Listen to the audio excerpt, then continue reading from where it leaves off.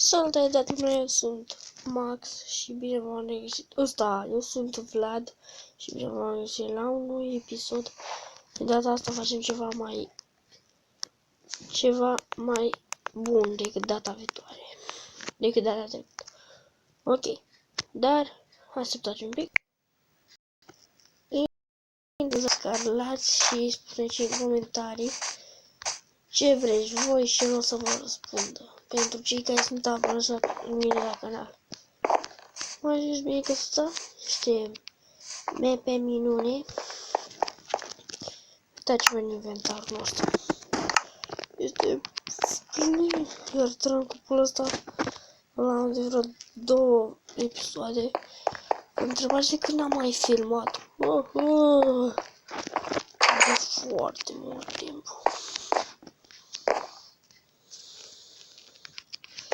Deci, 2 sau 3 luni chiar. Vloguri, nu știu ce mai filmez, dar cred că o să mai filmez.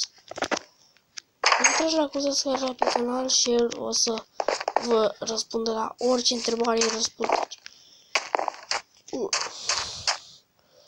Ok, cred că știți bine din episodul anterior că am construit ceva. Chiar acolo, cred că vedeți.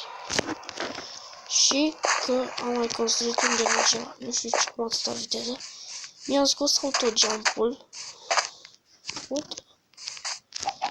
Cred că i-am dat drumul înapoi, dar nu o să mai umblu înapoi la setări. Urmăm pe podul nostru frumos.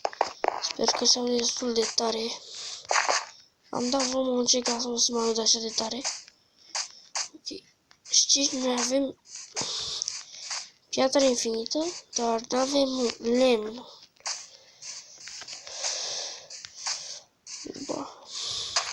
Trebuie să-mi iau și o altă versiune. În caz să merge prea greu la stări. Uite, dacă nu vrei, urcăsc și gata. Știți bine că nu știu dacă am filmat când am construit, dar am construit o casă în copac. O căsuță în copac. Aici am făcut așa, nu o să pun acolo nimic, deocamdată. Și aici atât tare și aici e un tobugan cu apă. Și de aici te duci de drept. Trebuie să punem și câteva de-astea. Pe aici să se facă frumos. Adică totul în care mergem acasă se facă frumos. Super frumos. Ok. Cred că doar 5 minute o să filmăm videoclipul acesta.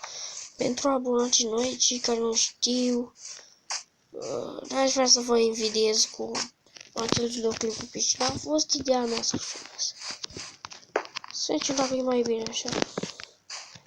În comentarii spuneți-mi că îmi prea primesc comentarii. Ok, gata. Ok,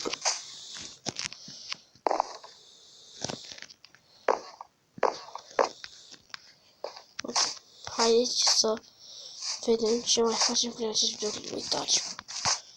Ce copaci fără frunze. Cred că de-abia așteptați. O să vă dau de acum vestea. M-am gândit să fac aici camera asta. În camera asta să sparg tot gardul. Vedeți voi ce greu merge?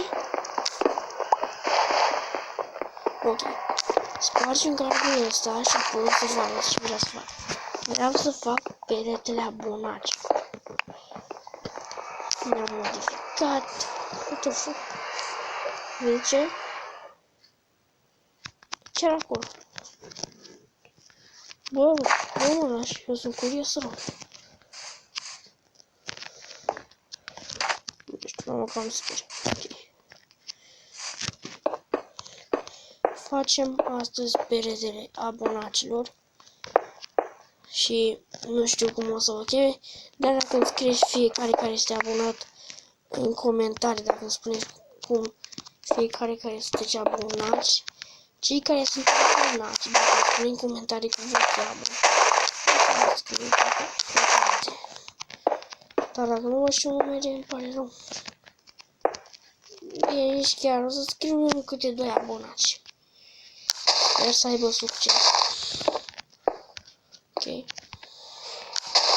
Mă enervează destul de mult că am făcut asta din frunze.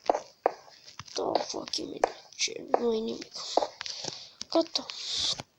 Așa aici. Eu nu am deloc lemn. Cred că nu am deloc lemn. Gata. Hai să vedem că avem lemn. Avem. Trebuie că... Nu. Haide. Mai știți minte trambolina? Ok, la episodul anterior vom scrie și noi abonați. Vezi cât de multe avem, nu? Cât de multe am și am level 1. Fix acum s-a găsit să plouă. Ok, 25 minute. 3, 2, 1 și... Direct în groapă. Fix.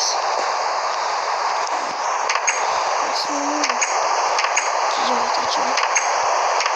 Sunt fantomul până de aici. Sunt în gard. Nu glumam, sunt băgat.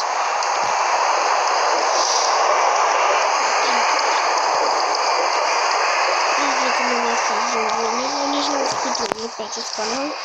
O să filmez foarte mult decât Minecraft. Am 16 FPS. Oh my god. Oh my god.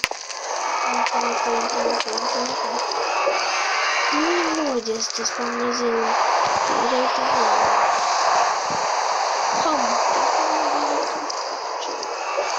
Uitați FPS-ul. Uitați-vă aici. 8 FPS-uri când am ieșit. Play-a trecem. 10 FPS-uri.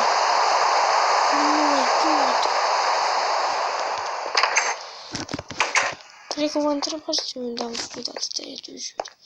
Păi, exact cum l-am făcut creativ și aia, cum se zice.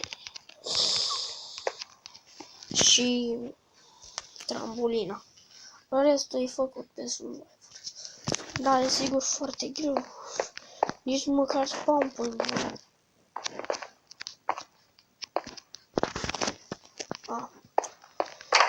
Hai să vedem ce se întâmplă. Ploaie ceva? Nu nimic.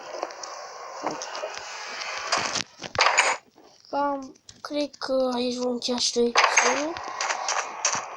Spuneți-mi dacă mai vreți să de continuare. Eu cam o să mai fac, desigur. Desigur puteți să așteptați un pic, vă rog.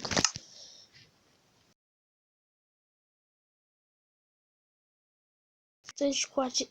Dar cam, cred că aici vom încheia și noi episodul. Dacă v-a plăcut, nu uitați să apăsați butonul de like. Eu am fost Vlad și ne vom vedea data viitoare. Pa, pa!